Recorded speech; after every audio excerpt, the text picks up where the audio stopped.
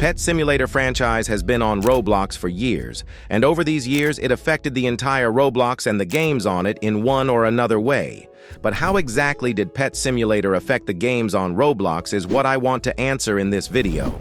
Starting with Pet Simulator 1, the original game which came out on the 4th of August 2018. It was the one to begin making simulator games with pets more and more popular, as developers saw that people like hatching for pets and grinding coins with them. Many YouTubers were making videos on this game, and seeing how big Pet Simulator 1 became and how many people were playing it, Preston, the owner of Big Games, wanted to make it better. Moving to Pet Simulator 2. Pet Simulator 1 was the one to start the idea overall on Roblox, and Pet Simulator 2 was the one to improve the quality. The game released on 1st of December 2019, and it created a lot of hype. The game ended up falling off very quickly, losing a lot of players, but it impacted the quality. You can see how Spawn World looked like there. This was the least known Pet Simulator because of how fast it stopped updating. But both Pet Simulator 1 and 2 didn't impact the Roblox games as much as the next one. And it's Pet Simulator X. It came out on the 29th of July 2021. And it stayed popular for a very long time. Even till this day, despite there being a newer Pet Simulator game, it receives thousands of players daily. This game was probably the most pay-to-win one out of all pet simulators, and it also had multiple controversies. One of them was, for example, the pet NFTs. This game impacted Roblox by a lot, as many developers were either copying or getting inspired in some way by Pet Simulator X. And now lastly, we have the Pet Simulator 99 to talk about. That's the newest one, and it was released on the 1st of December 2023. Even though the game haven't been on the platform for too long, it already have had an effect on Roblox and the Pet Simulator type of games. This game has many things from Pet Simulator X, but also some of its own new things. And now, since we shortly gone over all 4 pet simulators, I think it's time to go deeper in how exactly those games impacted Roblox. What's the biggest thing people hate about Pet Simulator? The first thing to pop up in your head is most likely how pay to win the game is.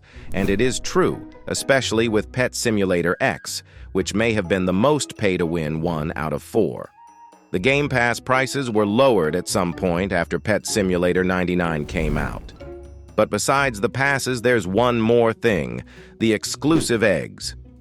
They were pretty much the same as in Pet Simulator 99, and people hate on it. The reason why many hated and still hate exclusive eggs is because of the chances. If you combine chances of these 3 pets, that's around 2%, which also is 1 in 50 on average. Now with quick math, 50 eggs would cost you 16,000 of Robux. Assuming you buy 10 at a time, that's a lot of money for a non-guaranteed pet. When something generates a lot of money for one game, that means other games want to do same. So I joined one game, and when entering shop, we can see some stuff that is very similar to Pet Simulator. Let's focus on the exclusive eggs for now. In this game, instead of 1, you have 2 exclusive eggs. The odds doesn't seem to be too bad. You would need around 2,410 Robux on average to get one of the 2 best pets from Crystal Egg.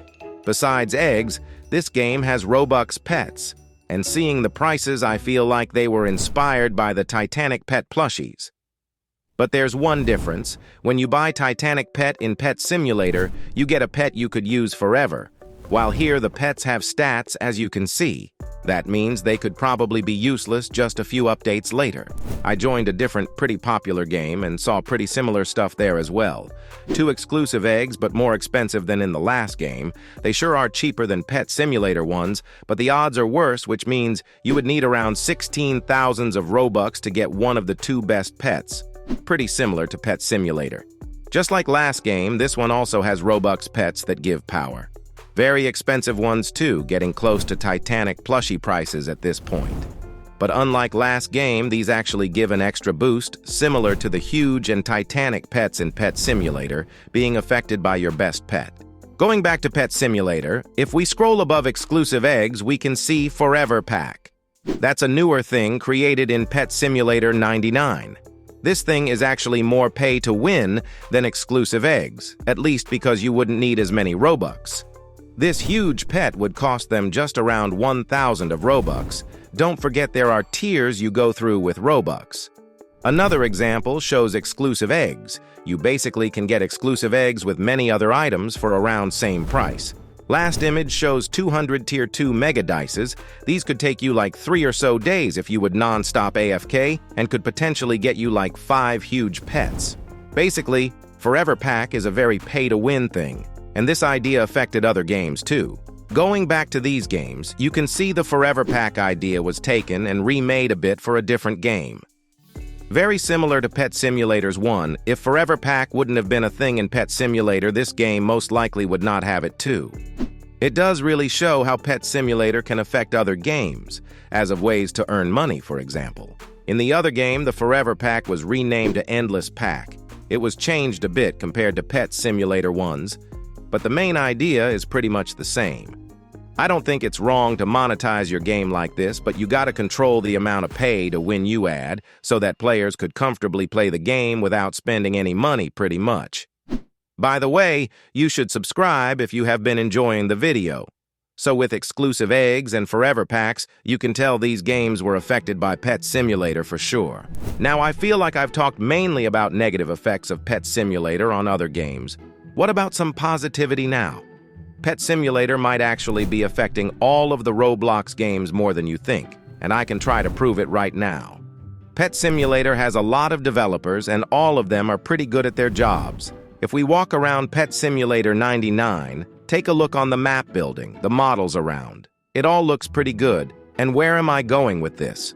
Well, developers could get inspired by the way Pet Simulator maps are built, how models are made, even if the game those developers make isn't a simulator game.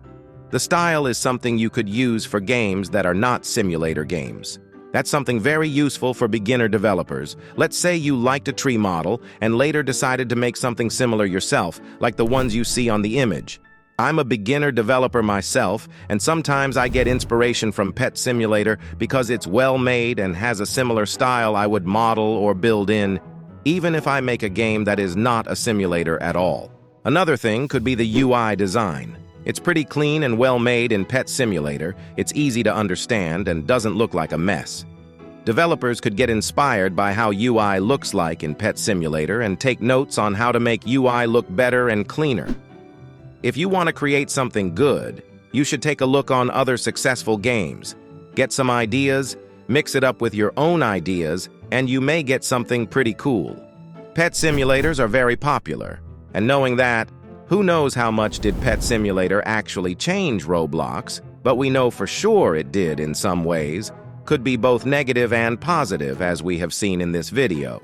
Make sure to like and subscribe if you enjoyed this video. That would make my day better. You can watch one of these videos while waiting for a new one. They are good too. You can join my Discord server, you can chat there with me and other members, link is in description, and I will see you soon.